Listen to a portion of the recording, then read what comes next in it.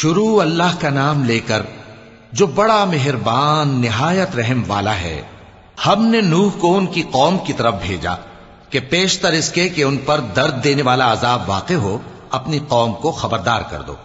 انہوں نے کہا کہ بھائیو، میں تم کو کھلے طور پر خبردار کرتا ہوں کہ اللہ کی عبادت کرو اور اس سے ڈرو اور میرا کہا مانو، وہ تمہارے گناہ بخش دے گا اور موت کے وقت مقرر تک تم کو مہلت عطا کرے گا۔ جب اللہ کا مقرر کیا ہوا وقت آ جاتا ہے تو تاخیر نہیں کی جاتی، کاش تم جانتے ہوتے۔ جب لوگوں نے نہ مانا تو نوح نے اللہ سے عرض کی کہ پروردگار، میں اپنی قوم کو رات دن بلاتا رہا لیکن میرے بلانے سے وہ اور زیادہ گریز کرتے رہے۔ جب میں نے ان کو بلایا کہ توبہ کریں اور تو ان کو معاف فرمائے تو انہوں نے اپنے کانوں میں انگلیاں دے لی اور اپنے اوپر کپڑے اوڑھ لیے اور اڑ گئے اور خوب تکبر کرنے لگے۔ پھر میں ان کو بلند آواز سے بھی بلاتا رہا، پھر علانیہ بھی اور رازداری سے بھی سمجھاتا رہا۔ پھر میں نے کہا کہ اپنے پروردگار سے معافی مانگو کہ وہ بڑا معاف کرنے والا ہے، وہ تم پر آسمان سے موسلا دھار میں برسائے گا اور تمہارے مال اور بیٹوں میں اضافہ کرے گا اور تمہیں باغ عطا کرے گا اور ان میں تمہارے لیے نہریں بہا دے گا۔ تم کو کیا ہوا ہے کہ تم اللہ کی عظمت کا اعتقاد نہیں رکھتے، حالانکہ اس نے تم کو طرح طرح کی حالتوں میں پیدا کیا ہے؟ کیا تم نے نہیں دیکھا کہ اللہ نے 7 آسمان کیسے اوپر تلے بنائے ہیں اور چاند کو ان میں روشن بنایا ہے اور سورج کو چراغ بنا دیا ہے؟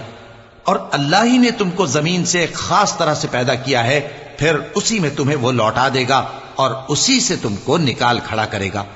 اور اللہ ہی نے زمین کو تمہارے لیے فرش بنایا تاکہ اس کے بڑے بڑے کشادہ رستوں میں چلو پھرو۔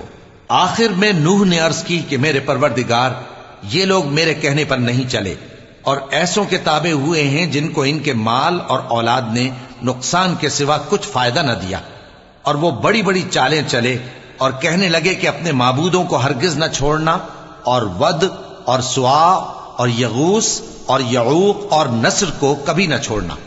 اور اے پروردگار، انہوں نے بہت لوگوں کو گمراہ کر دیا ہے، اور تو ان ظالموں کو اور زیادہ گمراہ کر دے۔